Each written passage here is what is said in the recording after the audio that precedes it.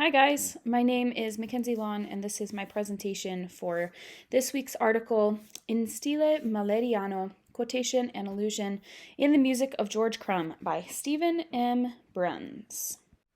So, our author, Stephen Bruns, is a local to me. He is an associate professor of music theory and associate dean for graduate studies at the University of Colorado, Boulder.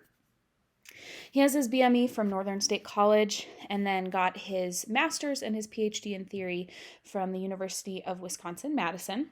He's currently writing a book on George Crumb and is also really well published in journals over the years. He's written on 19th century works. He really likes Schubert, Brahms, and the Mahlers. He writes on Schenkerian theory and also theory pedagogy as well. So this article was originally published in the American Music Research Center Journal in 1993. And the thesis is full understanding of an individual Crumb work, however, seems impossible without taking into account the myriad associations linking each work to the other Crumb compositions as well as to the music of his forebears. This is really the crux of what Bruns gets at in this article. And then I've summarized as the general idea. So essentially, these compositions between these years, he works almost exclusively with this poet, Federico Garcia Lorca. And he quotes himself a lot, and he quotes Gustav Mahler a lot, and he uses lots of symbolism and imagery in the titular content, the instrumentation, notation, musical content, kind of everything all around is an allusion to or quotation from something.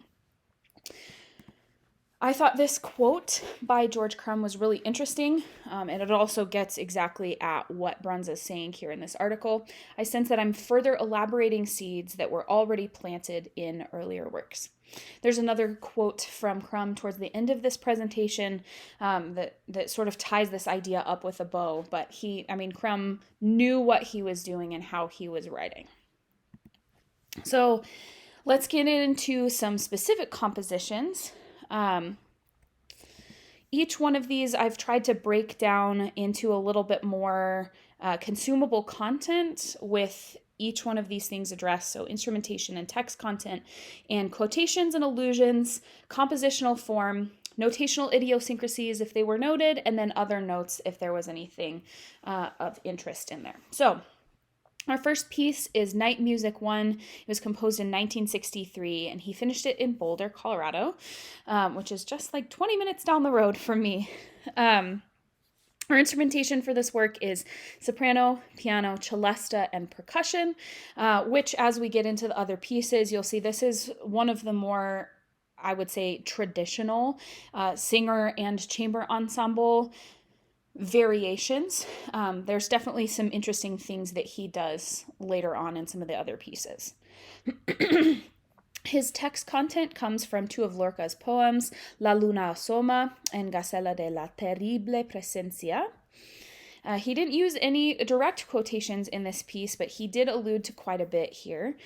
Firstly is in the titular content. So it's this Night Music 1 is an allusion to our Western tradition of the night music. Also, Mahler has two movements in his 7th symphony that he titles Nachtmusik, and that is also alluded to with this Night Music 1. It's interesting to note that there's also some Bartók allusions here in the title content. His Barcarola is also sort of evocative of Bartók's piano suite out of doors, that he has a movement titled Barcarola, and also Musique Nocturne, which comes back to the night music there. The compositional form is also an allusion to Bartók. He uses this arch form where you have one center content that is sort of like the crux or the climax of what he's trying to get at, and then on either side of that center thing you have matching movements, or maybe not matching, but they coordinate in some way. So this is called arch form. Circular notation is also a clear allusion to the moon imagery in Lorca's text, and he uses that a lot. He also uses lots of circular percussion instruments, in this one specifically, to allude to the moon imagery as well. The compositional form, like I stated a second ago, this arch form, he does use the circular notation.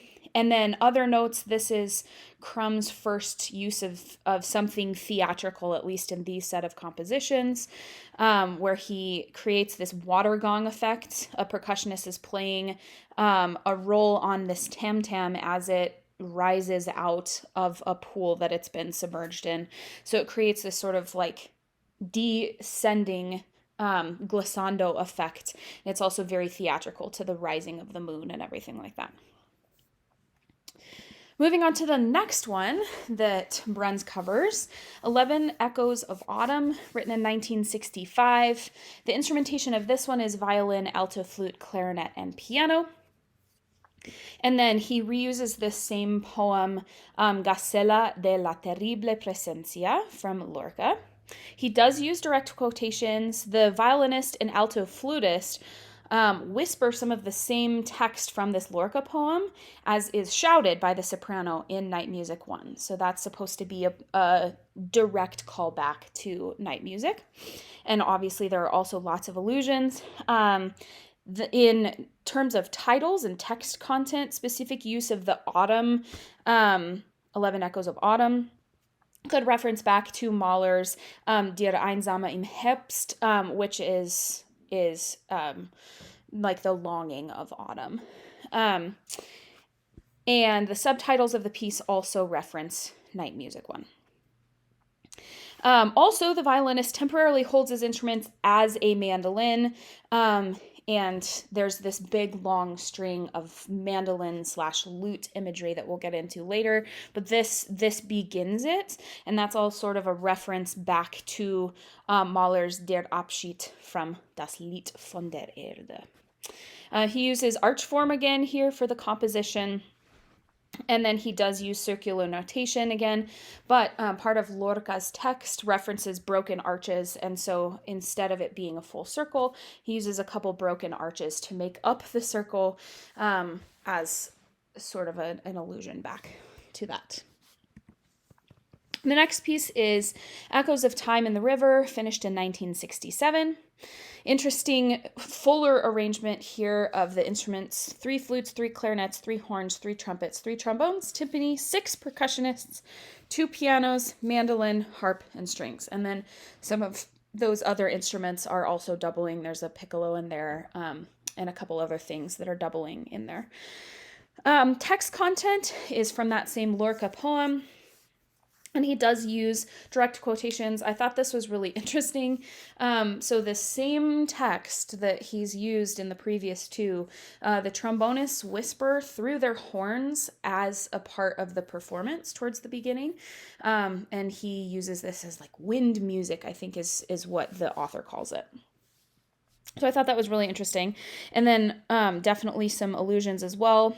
Both this whispering of that text and the way that he abandons his use of arch form go back to this idea of broken arches. So in the previous thing, the broken arches were the circular notation.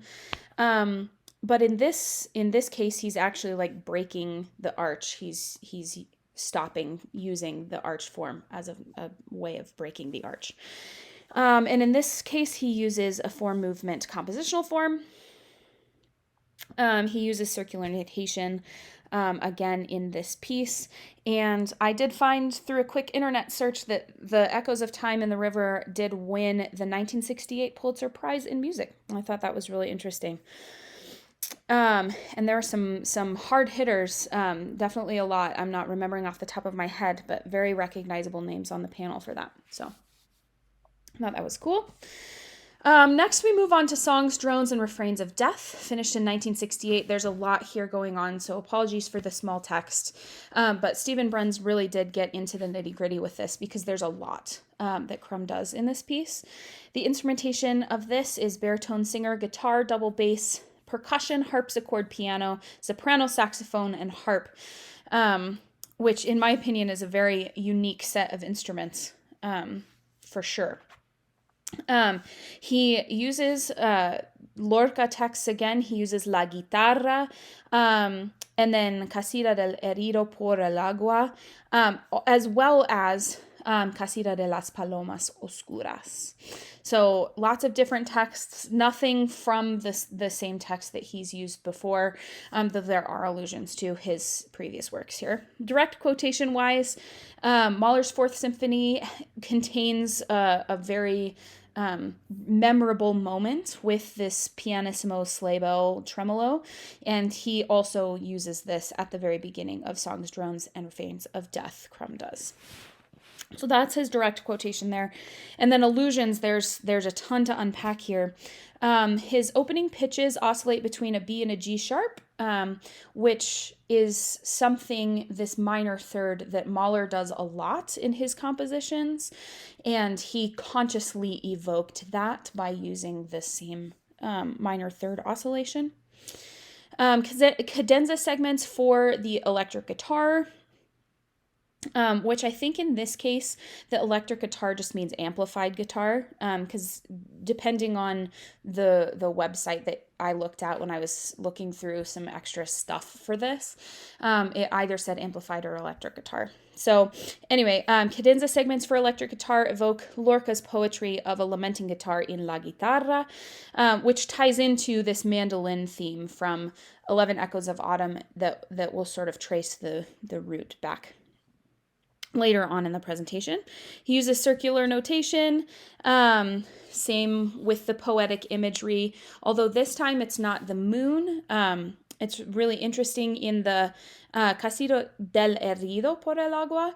It talks about a little boy that drowns in a well, and so this time Bruns argues that his circular notation is a reference to the mouth of the well that the boy fell into, as well as there's some text in there that says, I wish to join the boy in this. And so there's two instances of circular notation, at least in the section that references Casita del Herido. And so he says that the second circular notation references the well that the author, the poet, wishes to join the boy in. Crumb's instrumentation is a nod to an extension of the characteristic Mahlerian timbres that he loved. One of the most notable ones I thought was interesting was he uses tuned cowbells, and that will come back later. And Mahler did a ton of writing of the Erdenglocken that were around as he spent his time up in the mountains writing. And you'd hear all the little cowbells, and he never purposefully evoked that, and Crumb, I guess, was quoted saying that he didn't purposefully evoke like a programmatic version of that, but he definitely references that with a tuned cowbell. Compositional form, back to 4 movements. Notational idiosyncrasies, definitely some circular notation in there. And then Crumb has been quoted saying that this Casita del Herida por el Agua is his favorite of the Lorca settings. So I thought that was very interesting. Next, we move on to Night of the Four Moons, finished in 1969. Our instrumentation here is alto singer, alto flute, banjo, electric cello, and percussion. He goes back to some of the text from Lorca's La Luna Asoma. Does include direct notation or quotations in this piece. He quotes the same text, La Luna Asoma, so that's back to Night Music 1. He also uses the singer to quote the final lines of the violin part from Night Music 1, which he does again in the following piece, Ancient Voices of Children. He does definitely allude as well. This one Bruns refers to as a double parody of Haydn's Farewell Symphony and Mahler's Das Lied von der Erde. All instruments used by Crumb can also be traced directly back to Das Lied, either in similar timbre or in the specific instrument that he uses. And then Crumb uses a ton of pentatonic motives and fragments that allude back to his back to Der Abschied from das Lied. And they're very similar in both places, both in the Four Moons and Der Abschied. Compositional form-wise, we're back to 4 movements. He divides it into 2 parts where the first 3 movements are apart and then the last movement is apart. And Mahler does the same thing. And notational idiosyncrasies, he also does use circular notation in this piece. And as part of his big double parody, this quotation of the Farewell Symphony, he copies the theatrical gesture of Haydn at the very end of the Farewell Symphony, where everybody gets up one by one and just leaves the stage. And he has them, his players, Crumb has his players do the same thing at the end of this piece. Finally, we talk about Ancient Voices of the Children. This is the final one in this set of the Lorca settings. This one was finished in 1970.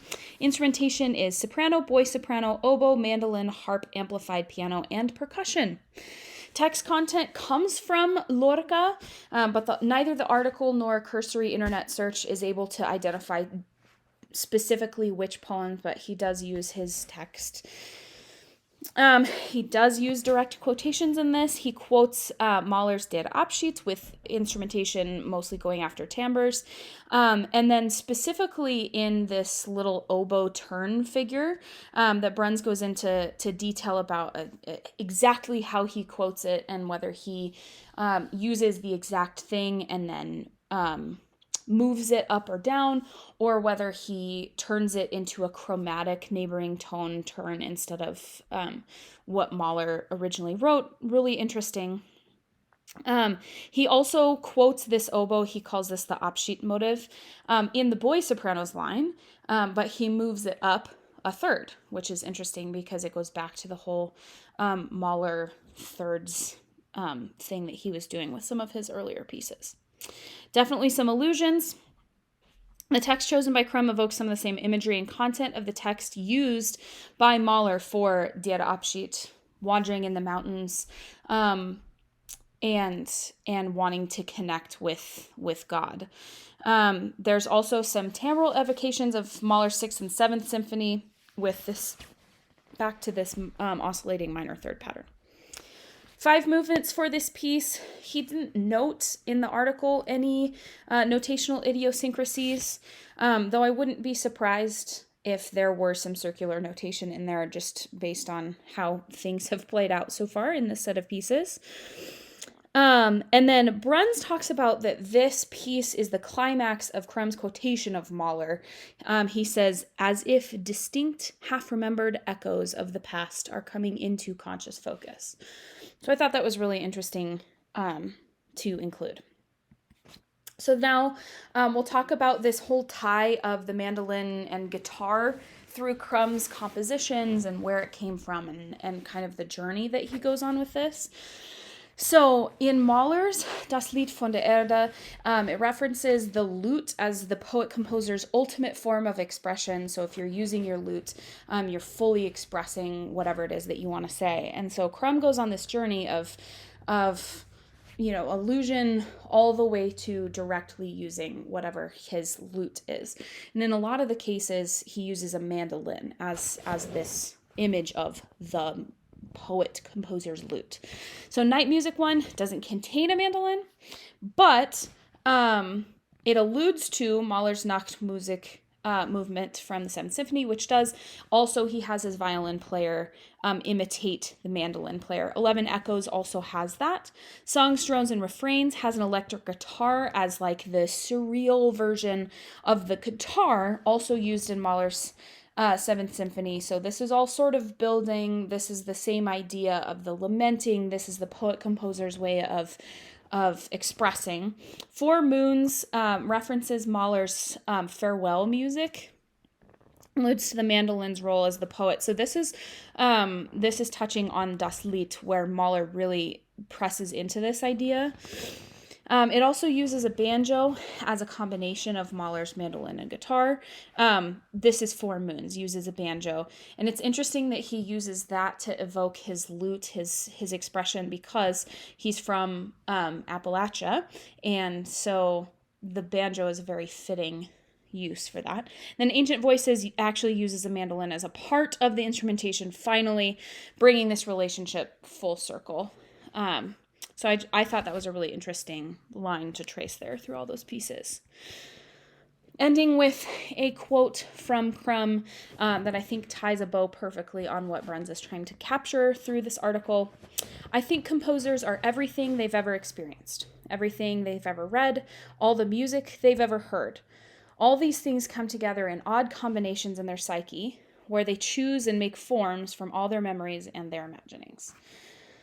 So, Crum is saying that all of his quotation and everything like that is him absorbing everything that he's ever read and heard and everything like that, and it's a natural outpouring of him doing all the study that he's done on all of these things. So, really interesting article, lots of cool ties in between those pieces. I hope you guys enjoyed, and I look forward to seeing your posts in the discussion.